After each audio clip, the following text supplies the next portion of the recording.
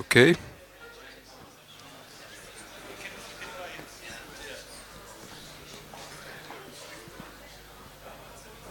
Okay, ladies and gentlemen, dear colleagues, dear friends, uh, good afternoon or good evening, everyone.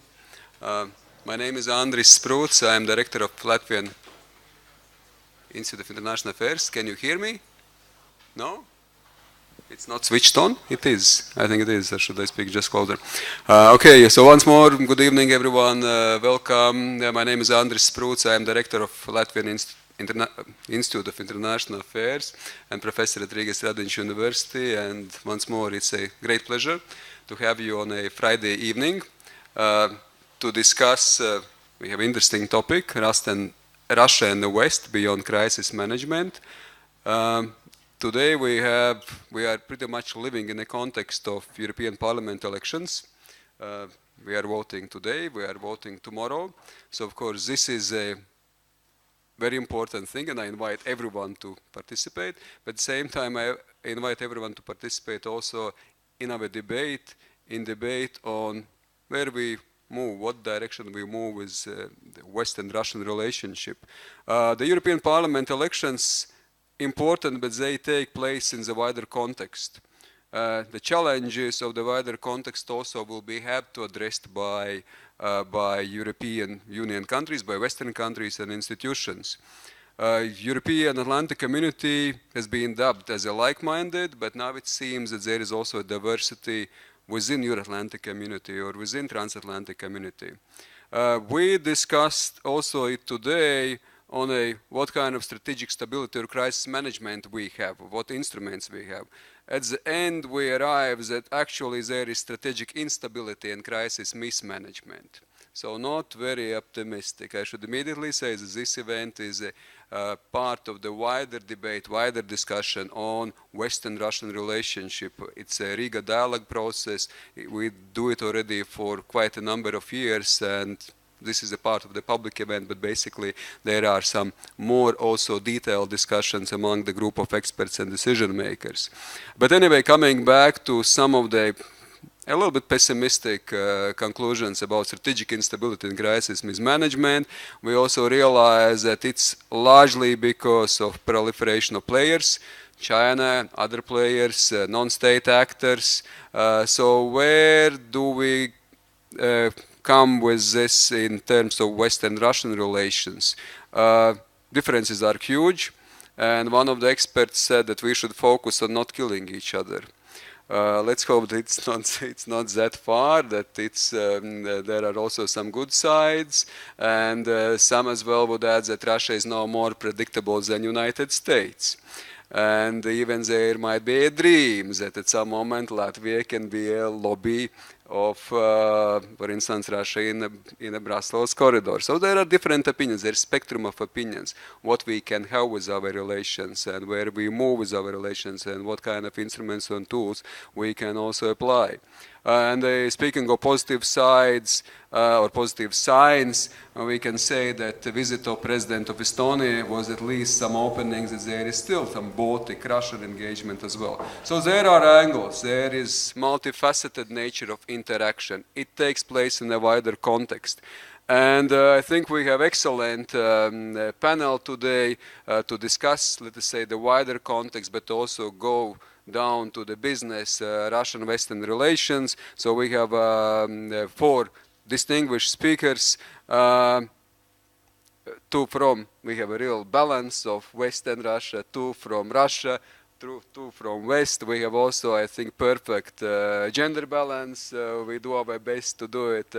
And once more, you see the speakers also on a screen, but still I would like to introduce Andrei Kortnov, Director General of Russian International Affairs Council, Victoria Panova, Vice Rector of Far Eastern Federal University from Vladivostok, so a little bit from, you can say, farther away Russia.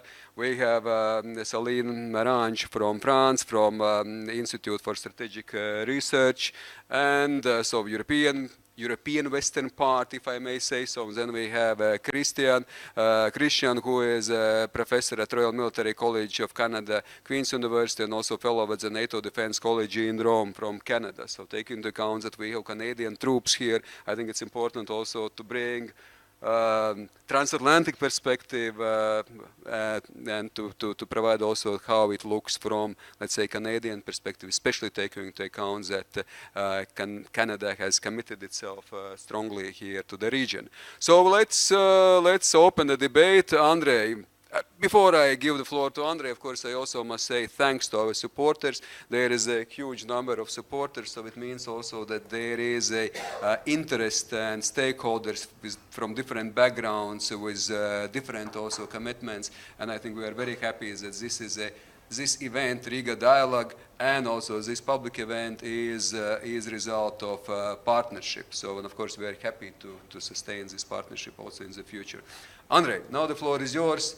You've discussed also in the past this issue that we are at the risk to have unmanaged confrontation. What do you say? What would you say right now? What kind of stage we are? Are we sort of this pessimistic, bleak, risky past is behind us, or still we are facing quite a lot of risks contemporary? Please, Andre.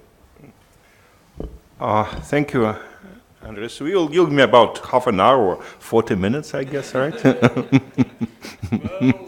let's have a compromise. 7 minutes. 7 minutes.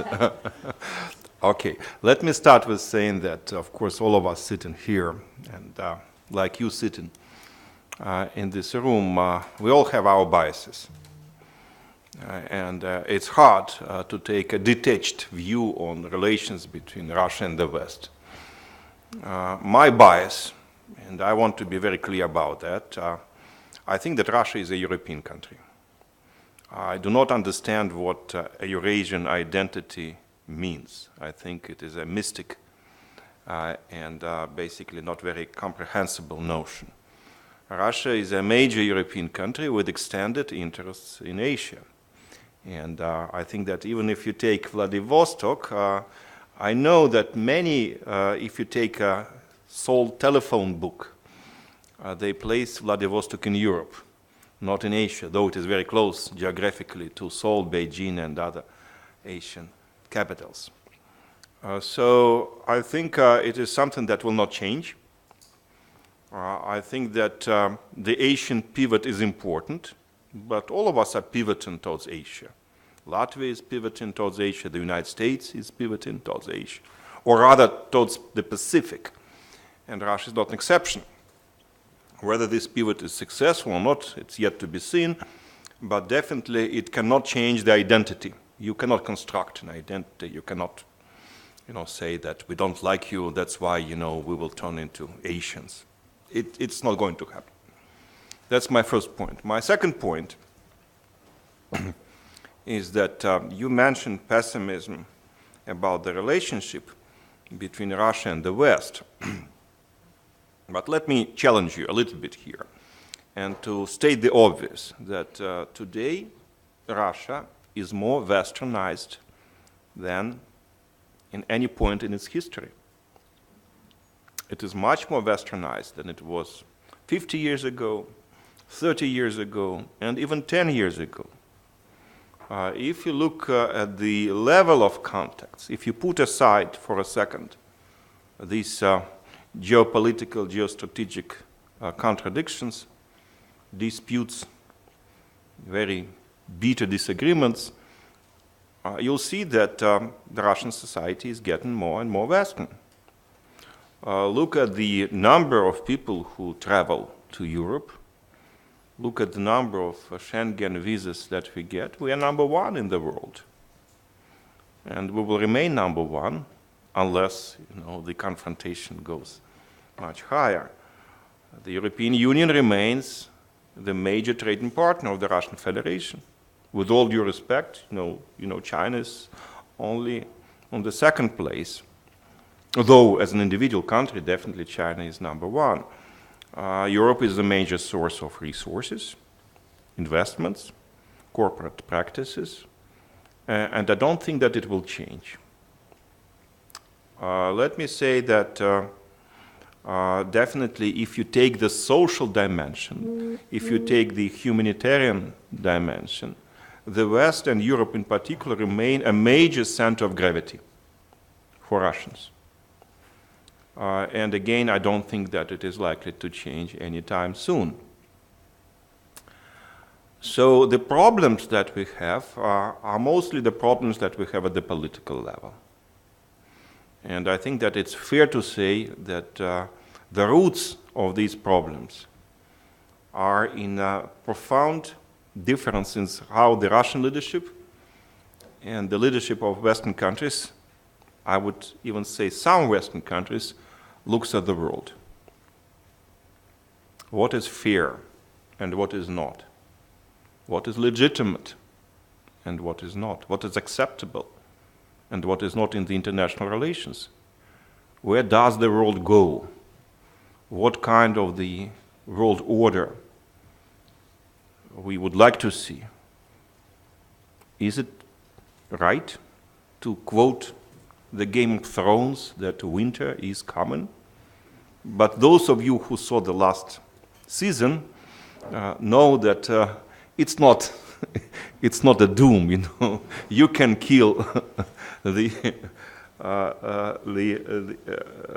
your enemies in a rather unorthodox way. So I think that the outcome of this dispute will depend not on specific victories or defeats that we will have, but on the future of the international system.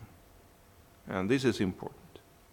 Now, having said that, I have also to confess that in terms of management, we didn't do a great job on either side. And indeed, as it was mentioned earlier today by some of our speakers, that by Minister Tarasuk, that it's fair to talk about mismanagement rather than about management. Unfortunately, I think we didn't make a lot of progress over the last 5 years. And I think the reason why we didn't make progress, we tried to take an easy way. And this approach was reflected in the 5 principles of Federica Mogherini when she said that, well, you know, we should think about selective engagement with Russia. But the reality is that we cannot avoid discussing central issues, the issues that divide us, that have not only political but also emotional meaning. And of course, Ukraine remains the most important, the most significant stumbling block on the way to cooperation between Russia and the West. I do hope, and we can discuss here it later, if there is interest, that we might have some light in the end of the tunnel already this year. I don't expect miracles, but I think this is something that we have to work on. And probably, you know, we are in a slightly better position today than we were not even 5 years ago, but half a year ago. With the new leadership in Ukraine, with the commitment from major European powers, with a degree of Ukrainian fatigue in Russia, I think we can be moderately, very moderately optimistic about the future. Finally, and that will be my last statement, let me address, since the West is not limited to Europe, it includes the United States. I'm afraid that the United States will remain a major geopolitical adversary of the Russian Federation. I think it will be much more difficult to sort out problems with the United States, because for the United States it's also a matter of the domestic political struggle. And as long as President Trump is in charge, I think we cannot expect any consistent, any coherent US foreign policy, and Russia will remain toxic for the United States and specifically for the White House. However, even with the United States, and this is my very last statement, I think that we can see some glimpses, I wouldn't say flames, but glimpses of hope. And I can just give you three of them. First of all, I think that there was no major Russian involvement in the US midterm election last year, recorded by the United States. So probably this issue will gradually move away, or at least its importance will decrease. Second, I think that the United States is learning. It's not a very steep learning curve, but nevertheless, the United States is learning how to use sanctions. And the most apocalyptic visions of the US sanctions policy that can destroy the global financial system didn't come true. And finally, I think that if you go to Washington these days and talk to people, my impression is that China gradually replaces Russia as the main challenge for the United States, as it is perceived by the district political class. That's not good for China. That's not good for the international political and economic system, but it might give a certain, freedom of maneuvering for Russia. I hope that Russia will use it. Thank you. Andrei, thank you. I would have certainly a number of questions, but I think we should proceed and we certainly come back to some of those issues and questions in a due course.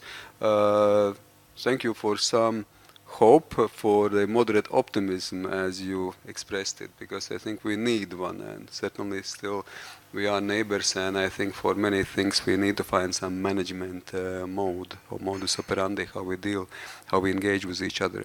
Victoria, you come from Vladivostok, and of course you've been previously affiliated with GIMO, and of course you know how it looks from Moscow, but at the same time now I think you very much know how it looks from the Far East, where are other neighbors and players active and present. And as we hear sometimes saying or description, it's not anymore thinking in Russia, it's not anymore from Vladivostok to Lisbon or Vladivostok to Vancouver, it's from Shanghai to Kaliningrad or from Shanghai to St. Petersburg. It's a different perceptual lens, perceptual approach to the global affairs. How does it look from Vladivostok? Well, that's exactly what I wanted to take on from the last phrases that Andrei was saying about China. And I can tell you that just 4 years ago, I would have a similar view of what you've had. But now having a wider perspective, seeing how much more their center of political, economic, and all, even humanitarian or social attraction is moving to the east, I can no longer claim that we are continuing to live in a Europe-centric or even transatlantic-centric world. This is no longer the case. And even in Russia, among political or expert elite, this is sometimes claimed, but majority is so much attached to Europe because it is so much more comfortable, because you're right. We feel, we behave, we think very European. And when Koreans come, Chinese come to Vladivostok, they say they come to Europe. So this is the most extreme Eastern European city in the world. But the thinking and the priorities that are being tackled with, in Russia included, are no longer very Europe-centric. China has started claiming, you remember it as a legacy of Deng Xiaoping, it used to hide behind others' backs. This is no longer the case. We are ready for at least 5 years living in the situation when China is openly claiming its leadership, not just in the region, but globally. And it is no longer hiding behind the backs of international organizations and structures, no longer hiding behind the back and with the developing world. it is clearly aimed at forming the new theory of international relations, new thinking of international relations, and Europe or transatlantic is no longer the center of decision-making and kind of rules-making space currently. And as I said, in Russia, there is formal understanding of this happening, and there is a lot of dialogue, and as you know, China is a strategic partner for Russia, but still quite a few of our experts and politicians, they feel so much more comfortable to be talking to Europe that they continue thinking and talking in the old vein, that when they continue thinking that it is still Europe-centric. When I say that it's changing, I don't only mean it's changing geographically. It's not enough to say that, oh, now their main center of power, the trade, is centered around Pacific. No, that's not it. The problem, or the opportunity, take it, depends on how you take it, is in the idea that the mentality of the whole international relations globally, it is changing and is getting a new cloud, a new dimension. And this is why, and Europe can no longer serve as a role model for the other parts of the world, especially because of the history that we've had after the end of the Cold War, including for that. It's not only that the power over in Asia is rising, it's also because, and we've been discussing this a lot today, Europe managed to, and transatlantic as a whole, managed to establish quite a few good mechanisms over the times of the Cold War. And we not only didn't manage to save them over the last almost 30 years, but it's been gradually demised. And we see it with a number of treaties, especially in the area of arms control. So Asia can't even look to that because they see proofs that Europe is not a role model neither in moral standards nor in law or legal, kind of international law or rule-based order, which Sergei Lavrov doesn't like so much, or all those areas. And that also means that there is a different approach to the hierarchy and type of problems that are now tackled by and how they are tackled and what would be their approach to acknowledging them.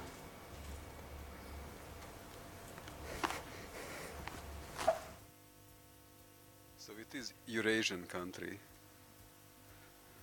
It is getting, I would Victoria, sorry to interrupt you, or what Vladislav Surkov is saying, that, you know, the 100 years of solitude, next 100 years, before it was trying to aspire to be Eastern country, then it was aspiring to be a Western country, and now it's time to go its own way. What's the constituting other? Because Andrei was still saying that West is a center of gravitation for Russians. Mm-hmm. I think you disagree with that one. In a way, yes.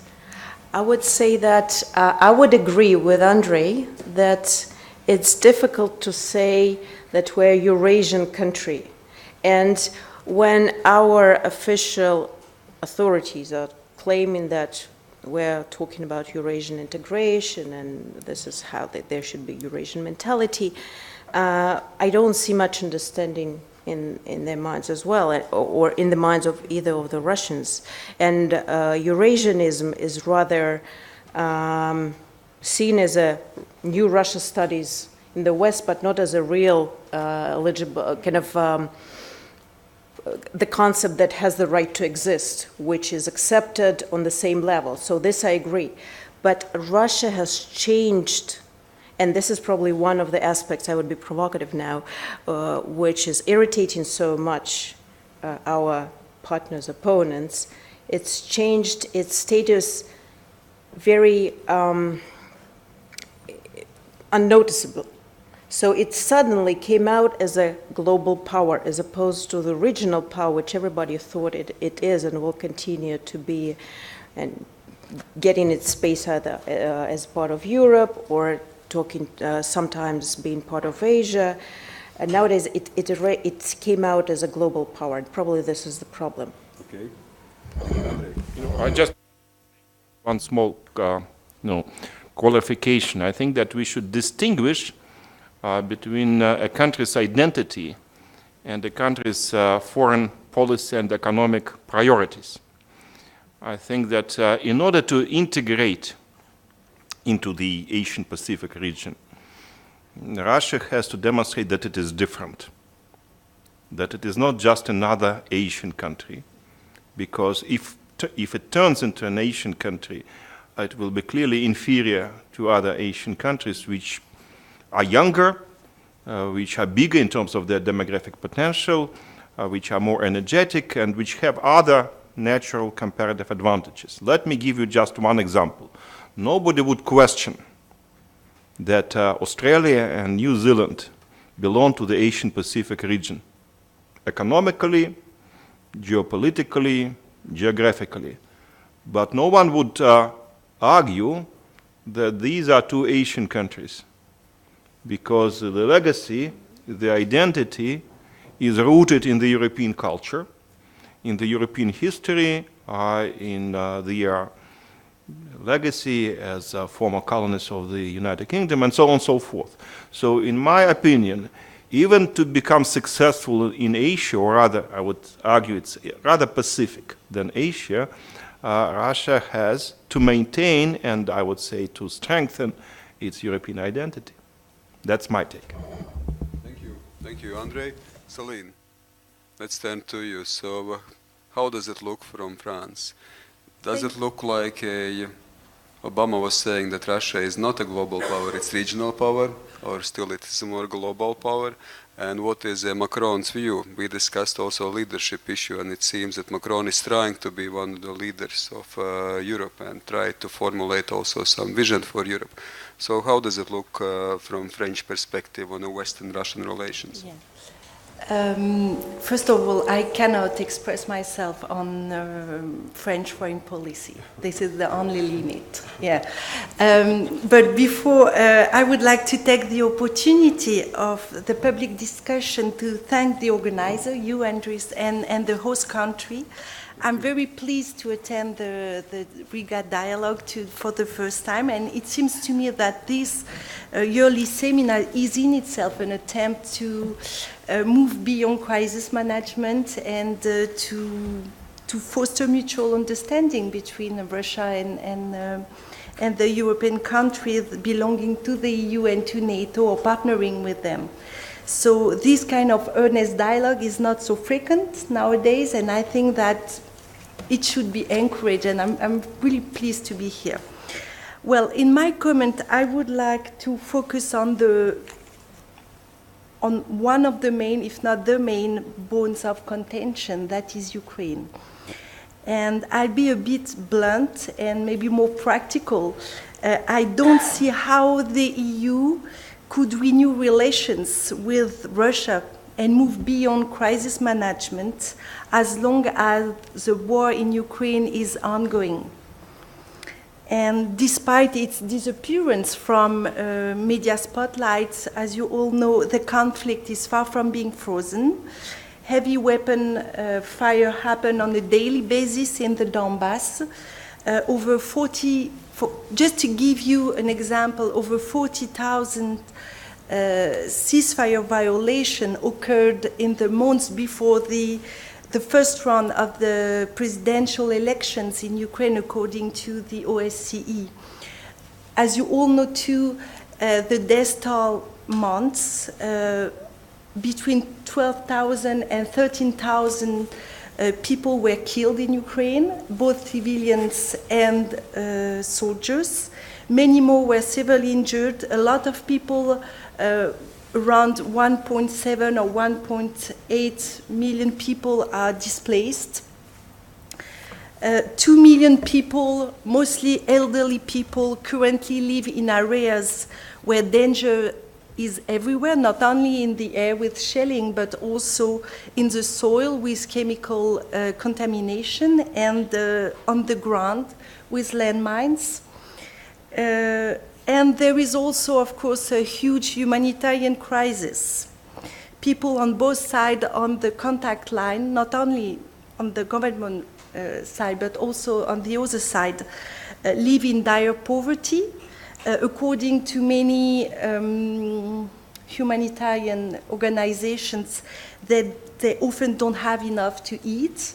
So I think it's important just to be reminded of all that, and maybe, well, I don't know, but Zelensky's election may open a window of opportunity for peace. In his inaugural speech, he stated that his very first task was to make the fire stop in the Donbass. He also called for dialogue with Russia, providing that all Ukrainian prisoners will be released. As far as I understand, this includes those arrested in Crimea and currently detained on the polar cycle in Russia. I don't know how it will be received in Moscow, but this is, this is a kind of offer from his part, and I think that it should be treated seriously. As you all know, negotiations have proved extremely difficult. The initial disagreement about the order of rule application has still to be overcome.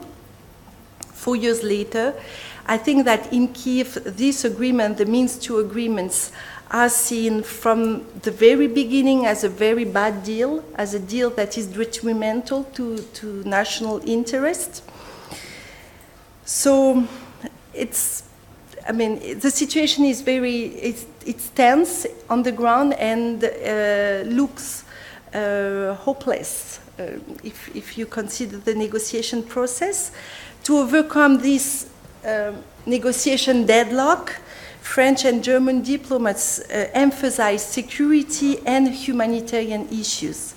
They propose to progress on prisoners' exchanges, to ease the crossing of the contact line for civilians, to share information about missing persons, and to deliver drug supply to separatist territories. And I think that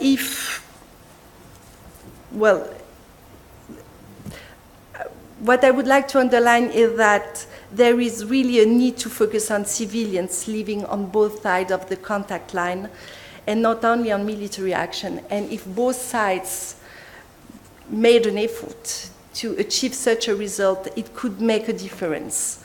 And also, I would like to say that new discussions about a UN peacekeeping mission could be initiated with the implication of the US and the UK, to facilitate the withdrawal of heavy weapons, and maybe after that this could help achieve a sustainable and lasting ceasefire. Maybe also it could help the clearance of mine-infested areas. So I understand, I foresee the objection. There is one question that remains unanswered: how to create incentives for the Kremlin. In other words, how to convince the Russian leadership that it is in Russia's best interest, or in his own interest, to promote peace in Ukraine and diffuse tension in Europe. And I think that on that very question, there are a lot of disagreement among EU-NATO members. And many within the EU and within NATO as well, many are convinced that it is just useless and irrelevant. And I understand why. I think that the Kremlin constantly raises the stake in Ukraine. On the one hand, it seems to me that they seek to stifle the Ukrainian economy in the south, I mean, the blockade of Ukrainian ports hinders exports, hampers economic growth. It's very difficult in Mariupol, it's difficult in Odessa for that very reason. And in the north, of course, the construction of Nord Stream 2 pipeline will inevitably dry up the gas transit through Ukraine, which represented in 2017 $2 billion of state revenue. And on the other hand, the Kremlin also pursues a de facto annexation of the separatist territories. I mean, local authorities continue to receive Moscow's military assistance and financial help, and the population is now offered Russian passport, Russian citizenship, but only in Russia, probably to ensure that I don't know, the people don't apply for. I don't know. Well, just to be brief, just to finish, I would like to clarify 2 points. In that regard. Recently, I was in Moscow, and I was told that some still hope for a great bargain. Peace in the Donbass against Crimea's recognition.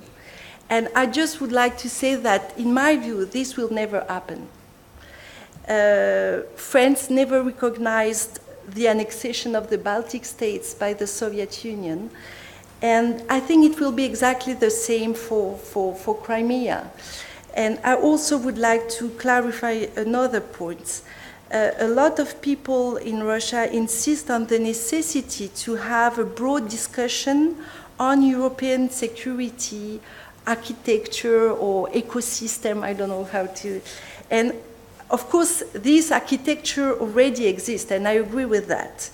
But I think that the purpose of these talks would be to obtain guarantees that NATO will not get closer to Russian borders by expanding to Ukraine, to Georgia, and to Moldova. I think that there are also a lot of disagreement on that very issue, and I don't have to express my own view on that, but I just want to say that it seems to me that more clarity on this subject could also be beneficial. So just in a nutshell, I think that peace in the Donbass should remain a top priority for all, but especially for the EU. And of course, there is no magic solution. There is no straightforward path ahead. But here, the only solution I envision is a small step approach to conflict resolution. And I think that it could also maybe be a way of learning to move beyond crisis management on a larger scale. Thank you, Celine. Interesting, and I think we'll certainly come back to this. At the same time, still a little bit of clarification. You said it, and you discussed it extensively on Ukrainian, as you said, Ukrainian crisis, or crisis around the situation with Ukraine. And you say also that it's hopeless. Where does it lead Western-Russian relations? Hopeless? What was hopeless? Hopeless, the Ukrainian crisis, what's happening in Ukraine, that it's quite hopeless, what we see there. Or you would say that you would redefine it? I think that we need to keep working on that. And that is, and I don't see how we could move beyond crisis management. I mean, this is a topic. And come back to business as usual with Russia, as long as this war with the humanitarian crisis we are facing at the present moment is ongoing. I will ask from another perspective. So where does it lead Western-Russian relations? What direction, what is the state of affairs right now between West and Russia? Ukraine is very contentious, it's very important. It's not going very well, let's put it like this. So where are Russian-Western relations going? Well, they are very tense, I think. I think they are very tense. If you speak about the, it's always difficult for me to speak about the West. I prefer to speak about the EU or France or the West. The only thing I would like to underline is that I don't see. We cannot just ignore this conflict and just. And I think that this is a shared view in my country. We cannot ignore this conflict and just restore the kind of dialogue we used to have with Russia before. Okay, Yeah. Thank you, Solly. Yeah. But I think we'll come certainly back, and I see also here Ukrainian representatives. I would be happy to hear some insights, some contributions also from your side. Christian, the transatlantic linkage, transatlantic perspective. Usually we provide transatlantic perspective to the Americans. This time it seems Canadians are more playing this transatlantic role. Please. Well, I'll get to the transatlantic piece at the very end, if Very you'll allow. Donc, bonsoir, mesdames et messieurs, Your Excellency, General, and Andres. Thanks for having me here tonight. And I should preface, I don't usually say this, but what I'm saying does not reflect the views of any of the institutions with which I'm affiliated, because what I'm going to say is a little bit provocative. So I'll just so that way I can reduce the ambassador's heart rate here a little bit.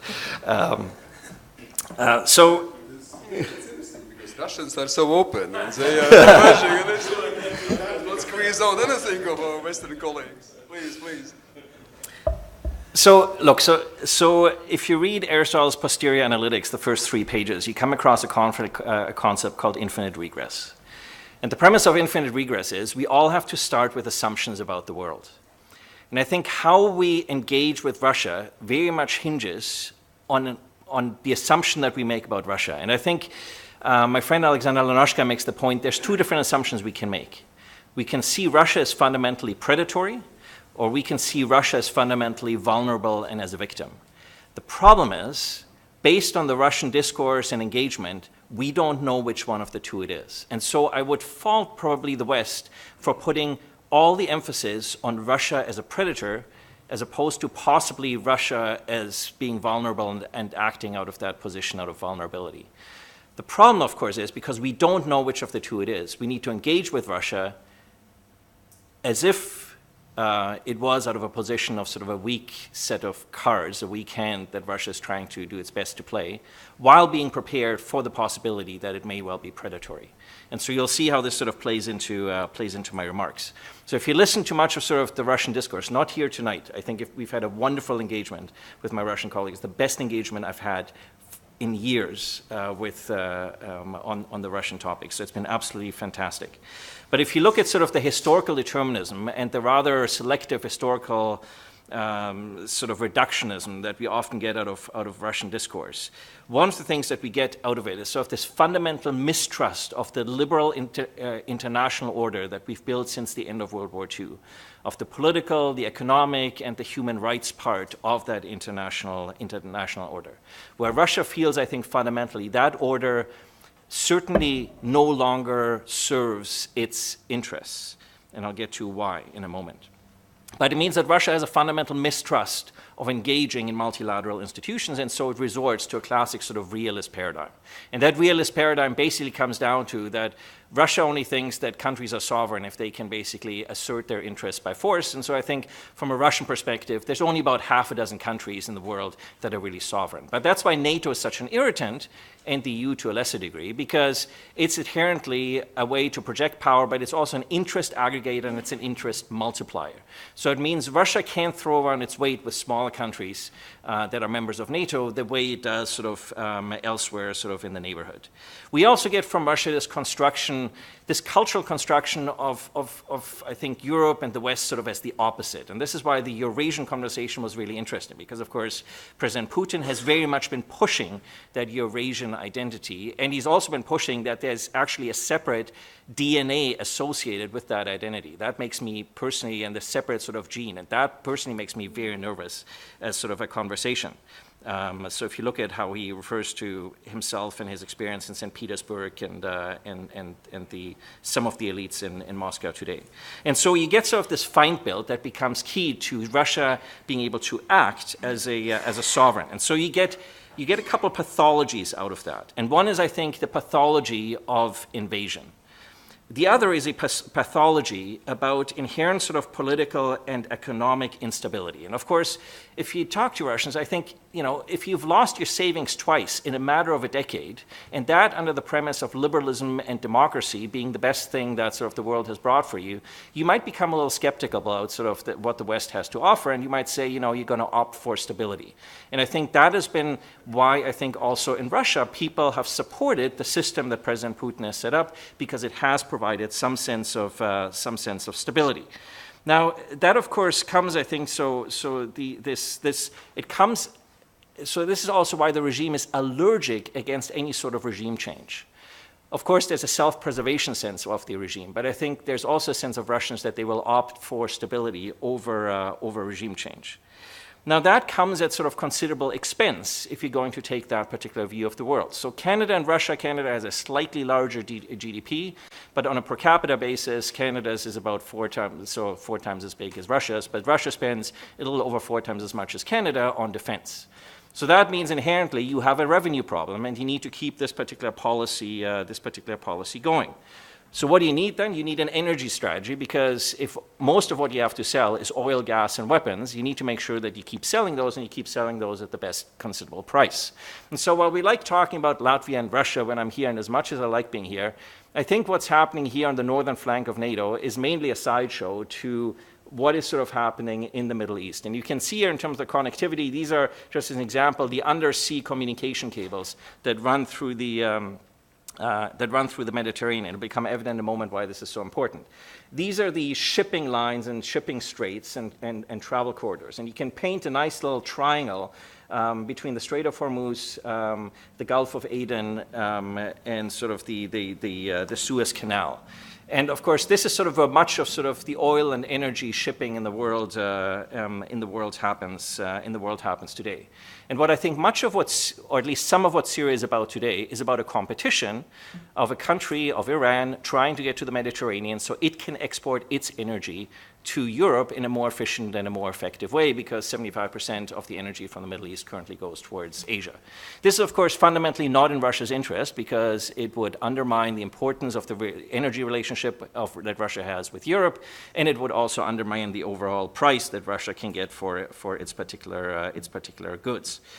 So then what do you need to, so in here you get sort of a sense of sort of where sort of some of the pipelines today run, and you can see the density of pipelines with Russia and sort of the inability to move stuff sort of across the Mediterranean with a couple of sort of small exceptions. So then what's the Russian grand strategy if you have this sort of as an energy grand strategy? The Russian grand strategy, I think, fundamentally to destabilize those elements in the Middle East that sort of will continue to make it impossible for Iran to continue to get, and other countries in the region to get that Mediterranean access to sell their particular goods. Russia won't want to get into a conflict with NATO because that could be quite bruising. So what Russia will do is sort of play below the threshold of force and disrupt and divide NATO and the EU, which is sort of the approach that we've seen.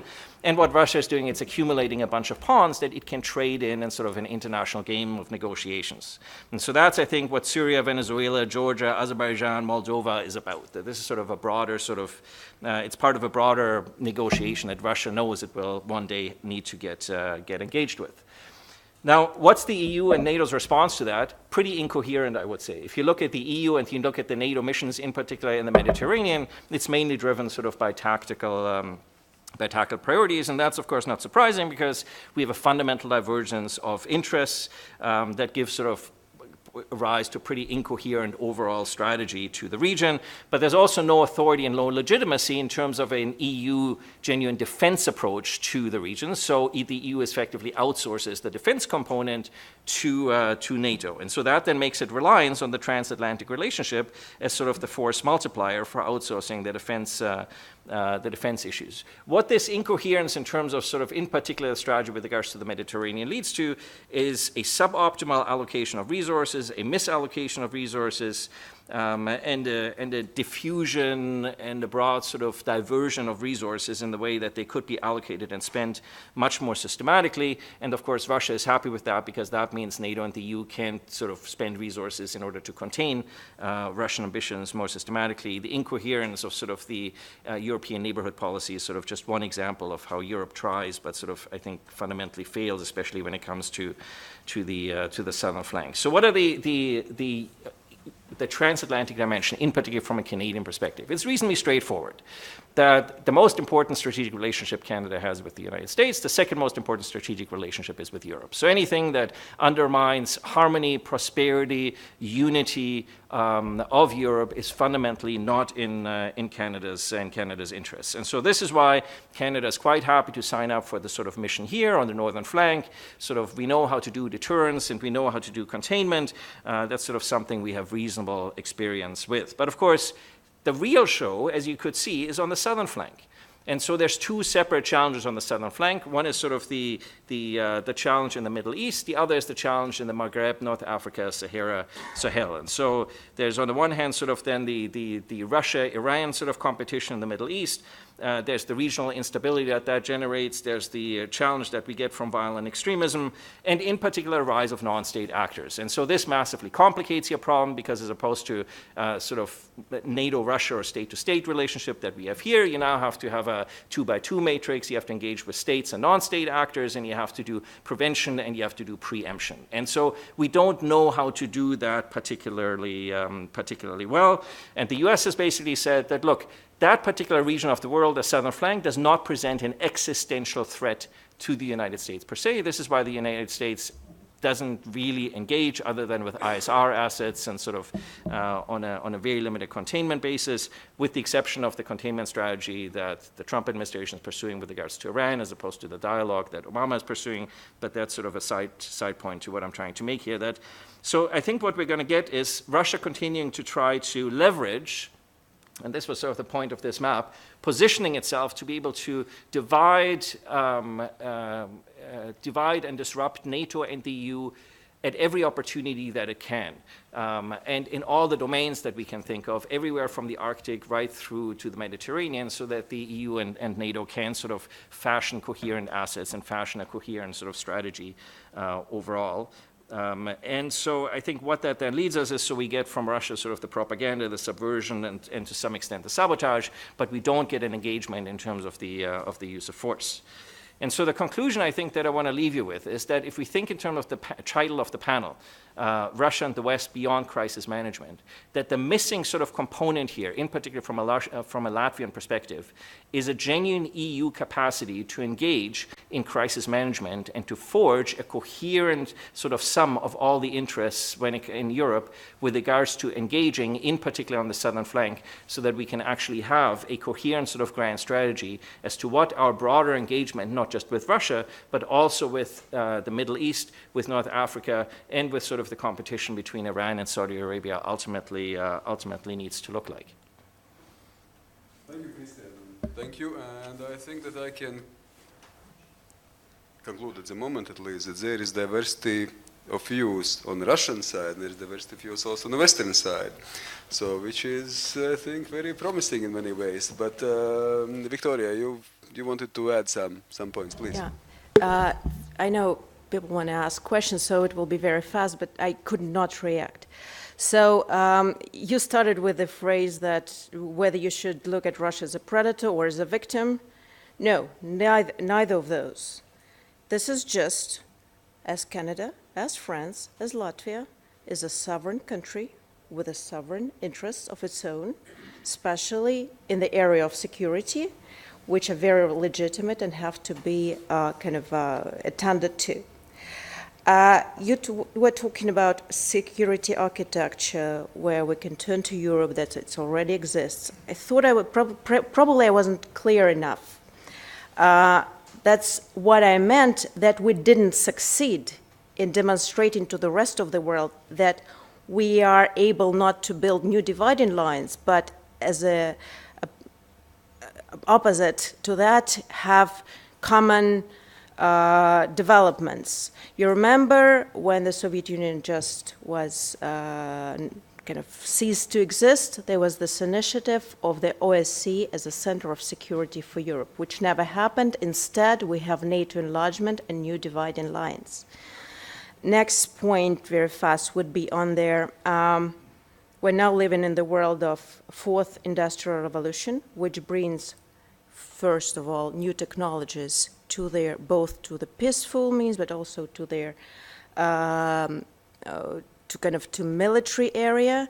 That is why we're now talking also in the military area that now no longer nuclear is their only weapon of mass destruction. And also there are different means of how you provide for the information, which also gives your society's different views. For example, we have Christian talking about Canada having 4 times less spending on defense as opposed to Russia. Well, Russia has been, if somebody doesn't know, has been decreasing its spending, military spending, at least for 2 years in a row. We're no longer top 5. And you know who is in the top 5? United States, China, Saudi Arabia, India, and France. So this is the way how you give the information, which kind of could pose Russia as an aggressor, as a predator. So, and this is another way of how currently information means I use in a kind of very popular word, which I don't like much, but this is quite fashionable, the hybrid war, right? Thank you. Very charming, this predatory way. So please, but I would be happy to open the floor for the audience. And Boris, please, the floor is yours to have some comments and questions. We still have half an hour for the discussion. Thank you. Very interesting session. And to be frank with you, this session, especially the statements by our Russian colleagues gave me the chance and the possibility to open some discoveries for myself from your comments. One of the discovery is a contradicting stories between both of you. One, Andrei is telling about the westernization of Russia now as any other time before.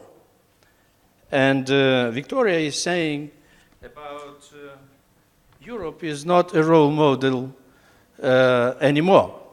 So my question is, what do you mean under westernization of Russia if Europe is not the model? Okay, another question. Andrei, you told about westernization of Russia, now especially. So, and my question mark is, does the westernization means the destruction of foods produced in the West, not iPhones, but foods, a ritualic destruction of foods? Is this a westernization? Is this a westernization, the aggression attacks and keeping the frozen conflicts in Georgia, in Moldova, in the Crimea, Ukrainian Crimea and Ukrainian Donbass, in Syria, in Venezuela? Is this behavior of Russia is an example of westernization? It seemed to me that we have a different understanding of what it means, westernization, because westernization, the way I understand this, are the European values and principles, so on which the European Union and NATO are based. You said that Ukraine is the major stumbling block in the relationship between Russia and the West. Let me paraphrase that it is Russian behavior, which is aggressive behavior, which is the stumbling block and the reason of the stumbling block between Russia and the West. And again, I would like to emphasize that I appreciate it and was ready almost to agree on almost what Celine said about the situation in Donbass. I was impressed with your knowledge of the figures you delivered to us, which I agree with. But I cannot agree with one of your assertions that it looks like you were guaranteeing that NATO will not be enlarged until the western border of Russia. So let me remind you that in April 2008, NATO at its summit in Bucharest said, and this is inscribed in the declaration, that Ukraine and Georgia will be in NATO. And it further said about the providing of membership action plan to both Ukraine and Georgia. So these are some observations which I had no other chance but to deliver to you. Thank you. So I think very extensive remarks and questions, and I think we would immediately come back to the panelists. This is connected? If it's connected, then we can... As ambassador of Ukraine here in Latvia, I should like to add my minister, and probably I answer for these questions about this westernization. Westernization, it is using Western technology against Western values. This is the reality in Russia. Yeah. The second, for my... As I can see, our colleagues using example of Australia as examples that some ocean country to belong to European values, but probably are you kidding about this, joking about comparing of Russia and Australia? If we compare probably aggression, violation of international law, falsification of information, propaganda, intimidation of citizens, how you think, is it belong for Russian behavior or for Australian behavior? Probably for Russian, as you can see. That's why questions about Europe or European integration or Europe identity, it's not question of geography, it's behavior. You mentioned that many tourists visited Europe, it will make close Russia to Europe. What means tourist? Like Salisbury man? Or what kind of tourist you mean? Is it true? This tourist you mean? Yeah, probably yes. Some tourists visit Europe, and we can see some results of this. That it means after 50 years, behavior of Russia is still the same as the Soviet Union, using the political presence in Crimea. We can pressure in Crimea, then against doing the same as the political structure of Soviet Union. I mean, genocide against Crimean Tatars is the same as it was in 1944. And my question for audience, is it examples of European behavior of Russia?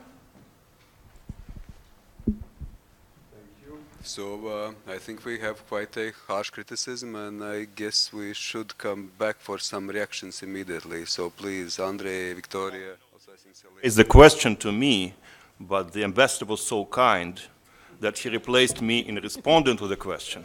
So probably I don't have to interfere into this inter-Ukrainian dialogue. It's very revealing and very telling, by the way. Huh? No, I do not. Because, you know, I think that what I spoke about, and I would like to emphasize it once again, we can talk about the political system that exists in Russia, and we can talk about the Russian society. Now, if I were to make a very general comparison, I would compare Russia to a huge iceberg in the sea. So you have the tip of the iceberg, the political superstructure, the political system, the leadership, the Kremlin, and this tip of the iceberg is exposed to very frosty winds of the ocean. And it doesn't change that much compared to what it was, let's say, 10 years ago. However, there is the bottom of the iceberg, which is beneath the level of the sea. And this bottom, which is definitely the social structure, is exposed to warm currents of globalization. And these warm currents include, internet and porous borders and transnational education.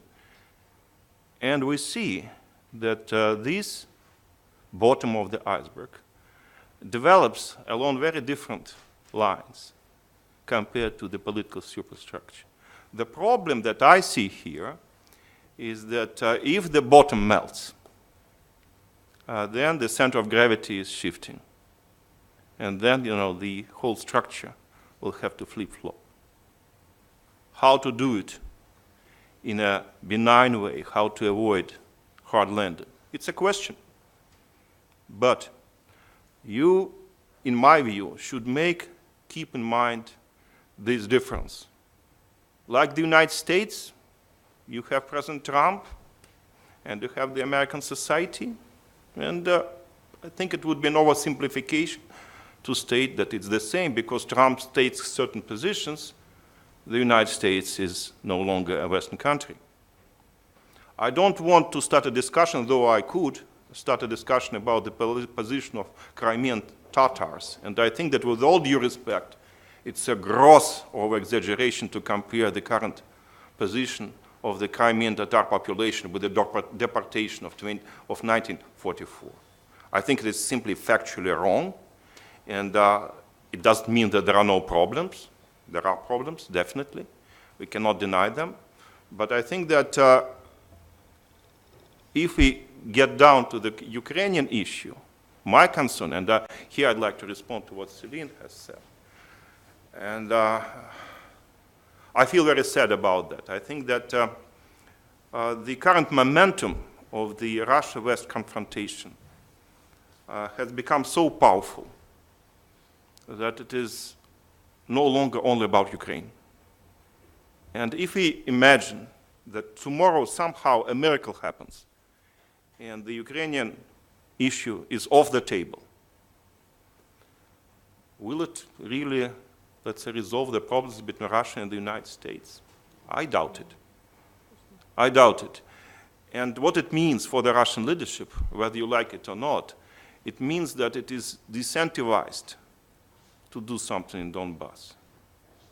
And we have to incentivize it. That's the way it is. And maybe in some future we will have a perfect Russia, easy to deal with. But today, politics, as Bismarck stated, is the art of possible. We should look at what is possible, what is doable right now. Not tomorrow, not 10 years down the road, not 20 years down the road, but what we can do today. That includes the ceasefire in Ukraine, peacekeeping operation in Ukraine, and the arrangement that we are going to have, if we are going to have, will not be perfect. And you will have reasons to complain about it. I can understand your feelings. But it doesn't mean that we should be so maximalist, because if you assume that Russia is a predatory state, that Putin is like, I don't know, like Hitler, what options do you have? If it is the case, how can we proceed? If we want to proceed, we have to accept that problems will be resolved in certain sequence, and we should start with some low-hanging fruits. If the ceasefire in Donbass is this low-hanging fruit, let's start with that. Let's do something, at least. And then, hopefully, we can get to more difficult questions. Andrei, thank you. Victoria?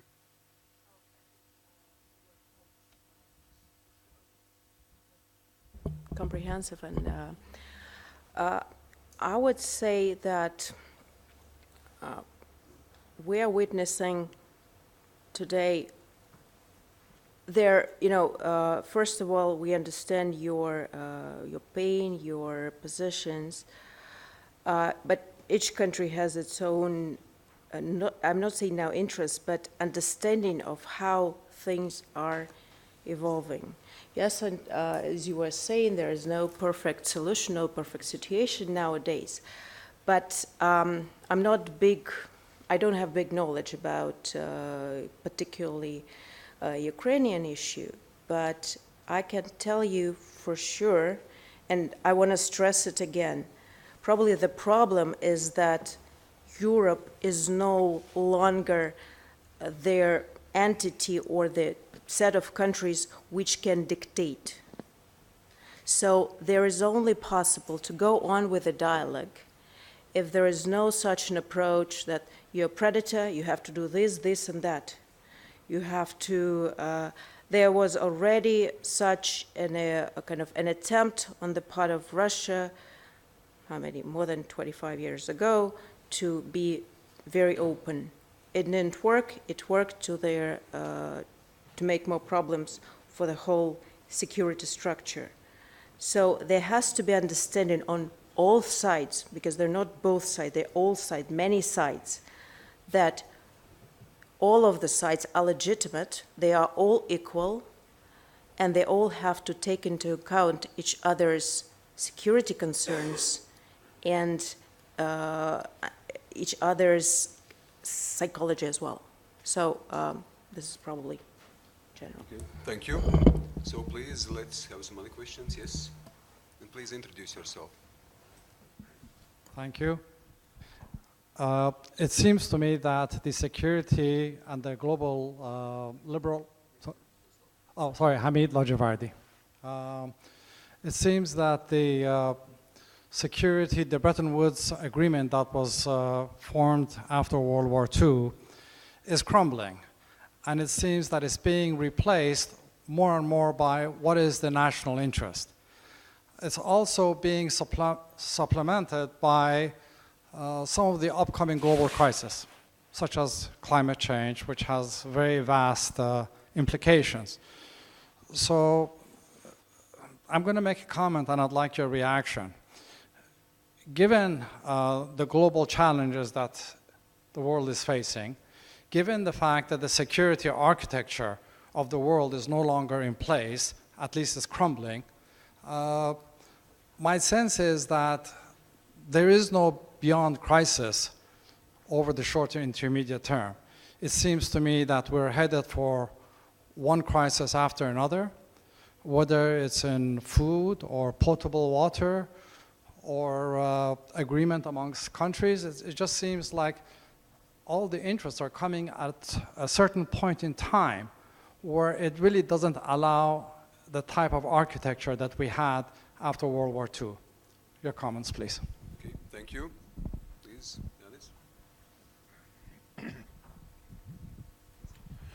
Yanis. Just on the last comment. Please introduce yourself. Oh, sorry, Jan Seekmans, I'm a former Latvian ambassador. Just on the last comment, I'm sure most of you have heard that Einstein once said that time was invented so everything doesn't happen at once.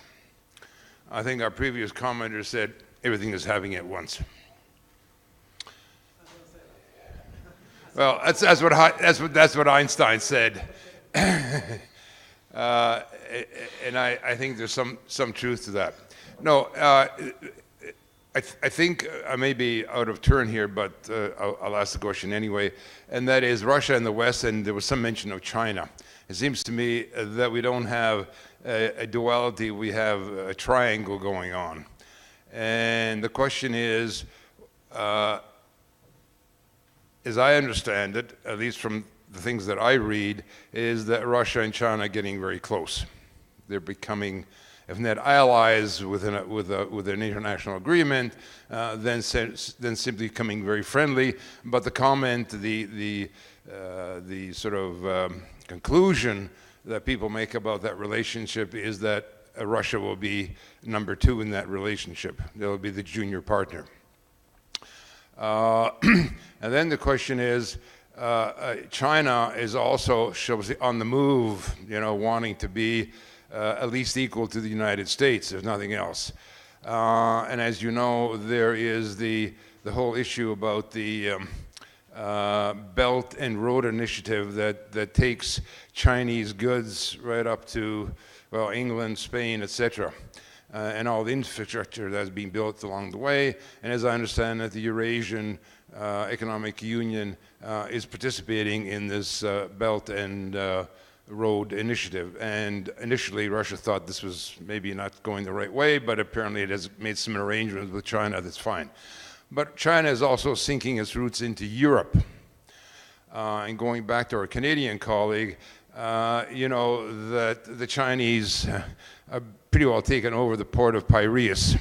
They have a military station in Djibouti. So they're interested in that Mediterranean, shall we say, outlet to Europe, not just Russia or somebody else. So as the Chinese sink their roots, shall we say, into Europe more deeply, the question arises whether, with China sinking those roots, it is a stabilizing impact on the whole Eurasian continent, if you like. Because obviously, China would not want to see Russia and Europe come to some kind of conflict situation, because that could disrupt its entire Belt and Road Initiative, and particularly now with Trump sort of putting the squeeze on Chinese goods in the United States. Even the Peterson Institute of International Economy said, hey, why don't you go to Europe? Okay, Yanis, this is quite extensive comment and question on China. So is there anything else? Boris, yes, Klaus, Boris, yes, please. Just to fill the pause. It becomes more like a Ukrainian-Russian debate rather than a Western-Russian debate, but I think it also is the core of the issue, so please. Dear friends, a very short comments on what I heard. First, this month, it was 75 years ago that Crimean Tatars were deported by Stalin regime. 254,000 were deported and settled throughout the Soviet Union. And currently, what Russia is doing in the occupied Crimea, it is the same policy of Stalin, suppressing the self-governance of Crimean Tatars in the Crimea, intimidating Crimean Tatars, torturing, killing, and putting them in jail without any fair trial. So that's what I have in mind. And taking this into account, I would like to express gratitude to our fellow colleagues from Latvian Parliament, who recently this month issued a resolution expressing their concern over the genocide which was committed against Crimean Tatars 75 years ago. This is first comment. Second comment, Andrei, I'm ready to help you what to do in the Donbass. First, you have to withdraw your thousands of regular troops from Donbass and your military commanders who are commanding with the puppets separatists in the Donbass area. So this is the first. Second, I would recommend you to do what is being inscribed in the Minsk arrangements. Withdraw all heavy weapons which happened there from Waintorg. So at least do these two steps, and then we will talk the further on. Thank you. Thank you. Klaus? Let's take the final sort of round of questions, and we come back to our panelists because we are running out of time anyway. So please, Klaus. Yes. Klaus Wittmann, Aspen Institute, Germany, and Potsdam University.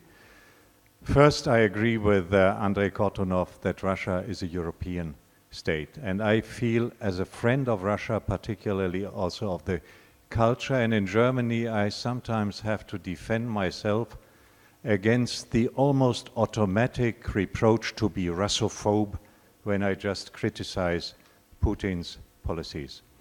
Secondly, Russia now again a global power. I would say through nuclear weapons, through nuisance potential, through preventive force, through military surprise actions, through the fear of small neighbors, etc., etc. And in the discussion today, somebody said Russia is regarded as a spoiler country. And I would say positively, highly welcome, even as a great power would be a Russia that would constructively engage in regional and global problem solving, like in the almost unique case of the Iranian nuclear deal, instead of relying on these things which I mentioned. And now, my third remark, also which I mean positively. In several publications I have laid out a simple line of thought where I say, like the Soviet Union, Putin's Russia also needs new thinking, like Gorbachev called it, in foreign and security policy. We, the West, particularly NATO, should perhaps facilitate that by self-critically looking at our share of the responsibility for the gradual worsening of the relationship. Now, when I talk with Russian friends or interlocutors and I make a self-critical remark, I would expect that he or she says, we also made mistakes. But that never happens. They only say, at last you admit it. And Andrei Kortunov said a few minutes ago, and he is one of the most thoughtful Russians I have known. He said, in crisis management, we did not do a very good job on either side.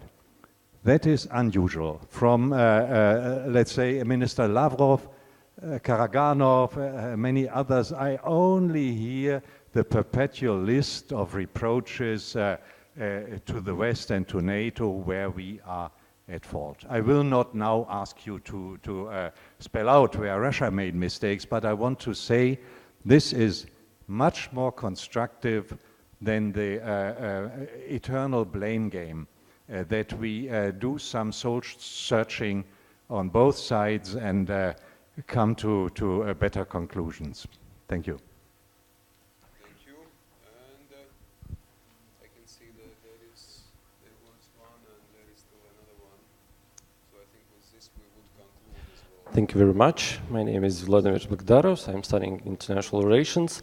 And thank you, Mr. Andrei Spruts, for such a great discussion. I feel myself now like I am in a Cold War, really, what I've heard here. And my question is for Madame Céline Marange. After all this, I not get the point in Russia and the West beyond the crisis management. What is this key point from the, like say, West for dialogue with Russia? Because as I understood, what solution? What I understood that what Russia is done, this is done. West asking Russia to undone, but as I understood, Russia will never surrender. So what is this key point for dialogue with Russia? Thank you. Thank you. So there is one in the back. So let's have it as a last one, unless there is someone. Okay, so there will be the last one, unless there is someone else. So no, there is last one, the last before the last, and there is the last one. Please. Okay. Kovalchuk, Eurasian States in Transition Research Center. So coming back to the bottom of the iceberg. So opinion polls say that most of Russians justify Stalin's heritage, repression, elimination of Soviet population. So, and that's why I have doubts that the bottom of the iceberg is different than the pike. Thanks. And the question also. Okay, thank you. And the last one, please. Come back to the panelists. Embassy of Belarus, Oleg Shlomo. Just a very simple question. Do you think there is a future of any of the recently launched or announced initiatives in the OSCE area to start a structured dialogue with the participation of major powers, for example, Helsinki 2, just to make it easy? Thank you. Okay, thank you. So let's come back to the panelists. Let's start in the reverse order. And sort of my feeling is that we started with some signs of optimism, but it seems after the questions from the audience, it a bit leads to the perception of the Cold War II or something like that. So can we still conclude with still some signs of optimism, at least how we can move forward? But of course, you are free to respond and react to questions and comments as you deem to do it and as you deem it necessary. Christian, let's start with you. So I think we can take the security architecture and the China remarks sort of in one, because they both refer to the liberal international order that we've built since the Second World War. And I think there's substantial buy-in into the economic component of that institutional order. Where there's great skepticism, in particular by Russia, but also by China, is on the human rights component and on the political component. There's less buy-in on the economic side from Russia than there is from China, because China relies more on that order for its own stability and for its own wealth. But there's no doubt that that order is under threat, because a number of countries feel that that order needs to be reformed, and they're going about it in different ways. But there's a sense that, certainly in the US, that order is very expensive for the US and very complex, and that there's easier and cheaper ways to assert US interests. And so that's a new reality we all have to live with. And from a Canadian perspective, you want to preserve those multilateral institutions and work multilaterally. And it's in our interests to, wherever we have common ground with the Russians, to work multilaterally. I mean, I don't know. I don't want to comment on Ukraine, but those of you who might be familiar with Canada know that we're a big ice hockey country. And some of you might be familiar with Wayne Gretzky, and there's a famous quote from Wayne Gretzky that you have to skate where the puck is going as opposed to where the puck is.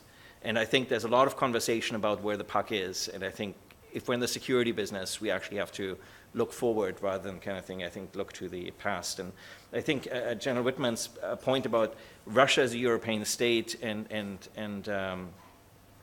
I think this is certainly something that the West needs to reinforce and counter the narrative that somehow the Russian identity is different from the European identity, because that's, I think, one area where we can all work together. And I think the remarks you made about globalization, I think sociologically are very apt. And I think we can conclude with that we need to make sure that our engagement with Russia is not some unitary actor, that I think on some areas Russia is a partner, on some areas Russia is a competitor, and on some areas Russia is an adversary. And I think having a much more nuanced engagement also in the way we treat our Russian interlocutors will help us find some common ground from which we can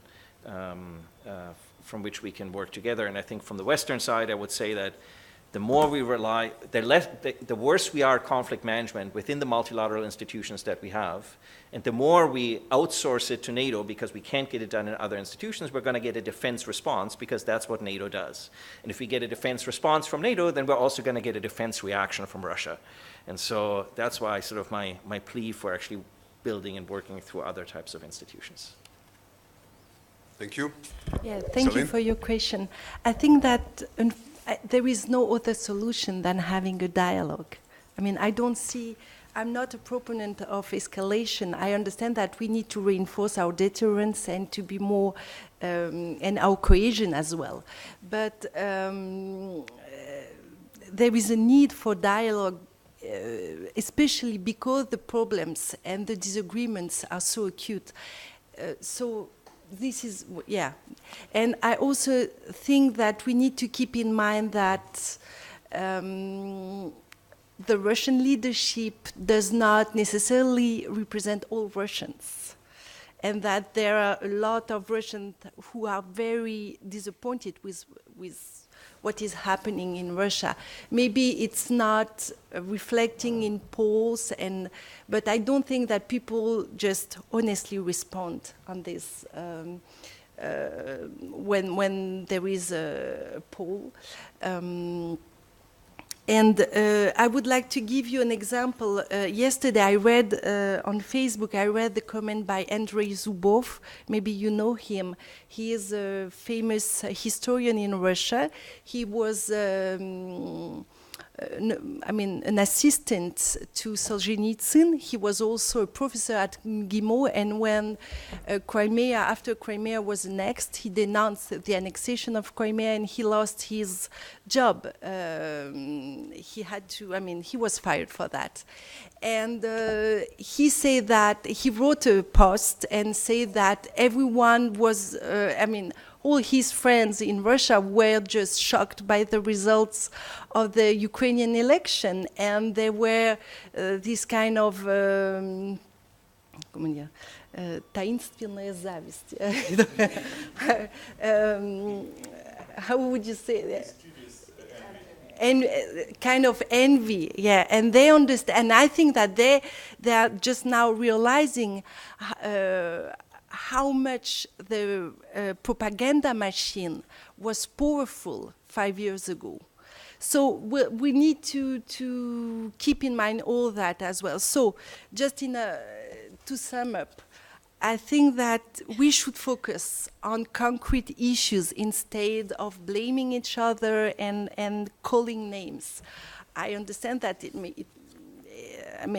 and I agree with Andrei when he said that tensions won't disappear overnight, even if a peace settlement is found for Ukraine, and even if a lasting ceasefire is finally enforced in the Donbass.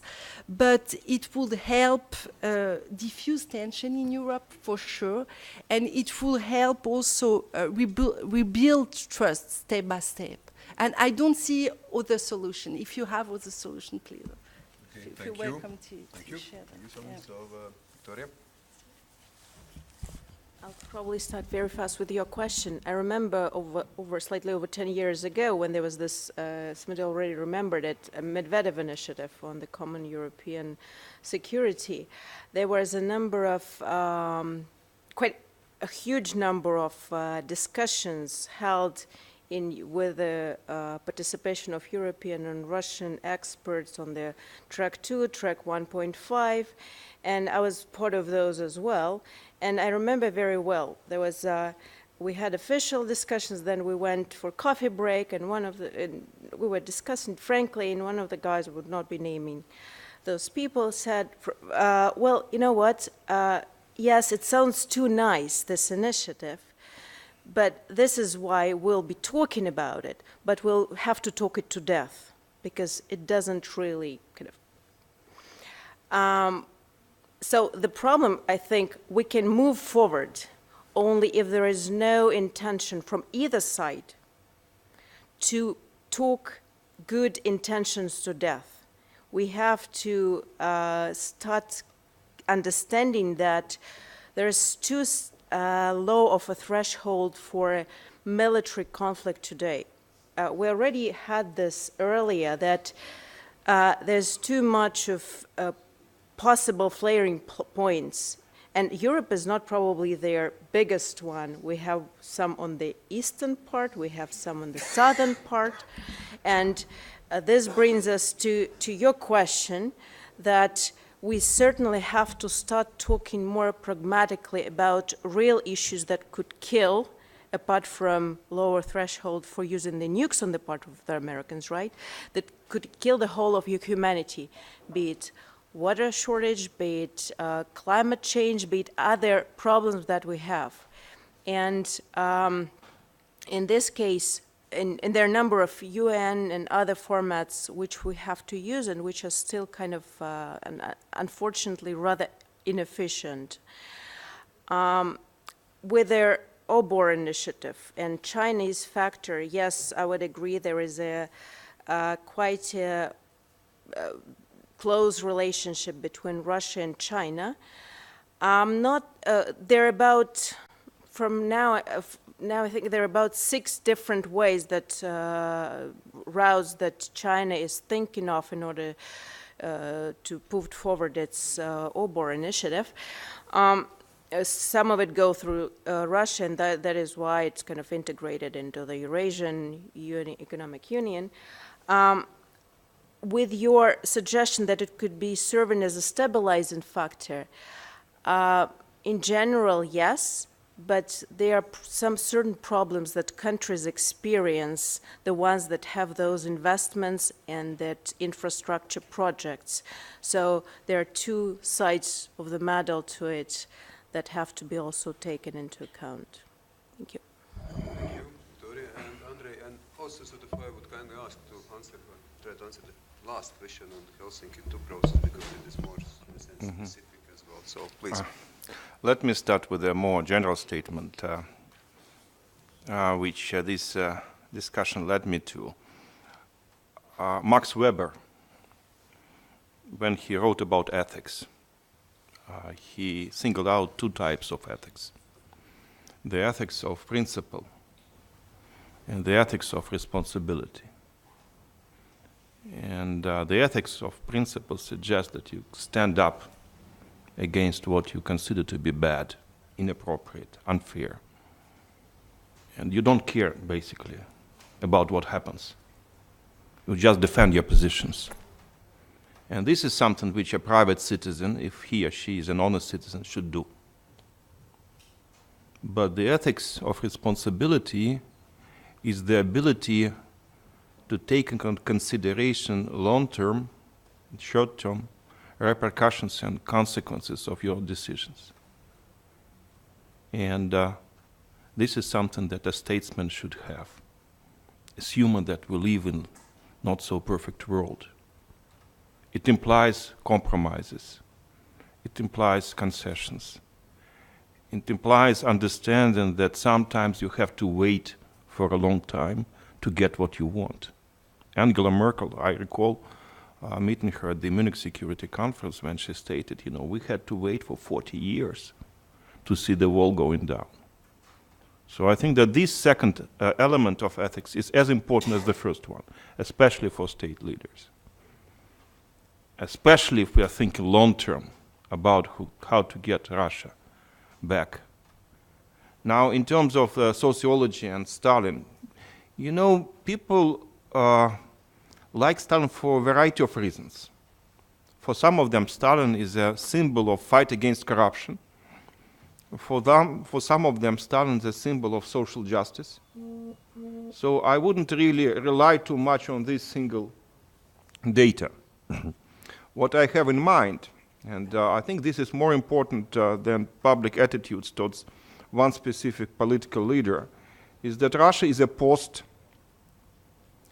society in many ways. Like this society, like society in France or in Canada. And that creates serious limitations on political and social mobilization capacity. I don't want to go into details, but I think that this is something that we should keep in mind. When they compare, Putin to Stalin, or the Soviet Union to Russia today, we should keep that in mind. Now, on OSCE, I think that, in my view, I'm a strong believer in OSCE. I think it's one of very few institutions that represent all European nations, like the Council of Europe. So I think it's important to give it as much power as we possibly can. We need to strengthen it institutionally. I think one of the problems with OSCE is that it has very unclear, very ambiguous legal status. What is OSCE? Is it an international organization? Well, in reality, it is not. Is it an NGO? It is not. I think that we missed an opportunity back in 1990 to turn OSCE into the real core of the European security system. And again, it is easy to say that NATO is to blame for that because they were concerned about institutional competition. But I think that basically no one did what we had to do. We missed this chance. It doesn't mean that we missed it forever. And I think that the anniversary of the Paris Charter, though one can say that it is already antiquated and not applicable to the current situation, but at least it gives us an opportunity to revisit some of these issues. And therefore, I believe that it has future. And finally, let me say the following. I think that indeed we are on a bumpy road. I think that we will see a new crisis, economic crisis. We are close to the end of the current cycle. The question is when it comes and how deep this crisis might be. And unfortunately, I think the lessons of the financial crisis of 2008, 2009 were not properly learned. And that's why we are likely to see a repetition of the crisis. But if it happens, it will be more serious, because back in 2008, major players were ready to work together. The United States, China, Europe were ready to work together to mitigate the consequences of the financial meltdown. I am less sure that if it happens today, big players will be ready to work together. I think that the opposite might happen. And then, the crisis might be much deeper than it is. And finally, I have to tell you that, I even wrote a piece which you can read on internet on the mistakes that Russia committed in dealing with Europe. I called it 7 phantoms of the Russian policy towards the European Union. And I don't want to go into detail, but just to upbeat the audience a little bit, let me end with a small joke, and you will decide whether it is about Europe or about Russia. And the joke is the following. I live in the countryside, and one day I decided to go to a liquor store to buy a bottle of vodka. But the liquor store was not that close, so I mounted on my bike and I went there. I go to the liquor store and I got my bottle, and I was going to mount my bicycle and to get back home, but then I started thinking, it's a bumpy road. What if I fall? What if I break the bottle? What if I waste my vodka? So I decided probably it would be more prudent to consume it right here at the store, just to be on the safe side. This is what I did. And you know what? I turned out to be absolutely right, because on my way back home, I fell down from my bike at least 7 times. So just think whether it can be applied about the European policy towards Russia or about the Russian policy towards Europe. Thank you so much, and I still wanted to have a little bit more extensive conclusion, but I think that I will stop here. We are on a bumpy road. It seems it's complex, it's complicated, it's emotional. We can ask those questions, whom or what to blame, what to do.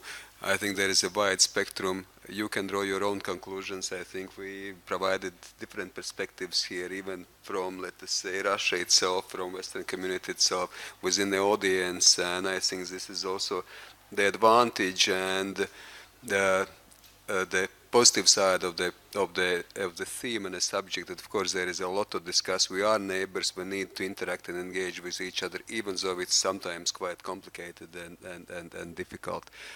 So thank you so much to the audience for coming. Once more, thank you to the partners, to institutions who support this event, Riga Dialogue as such.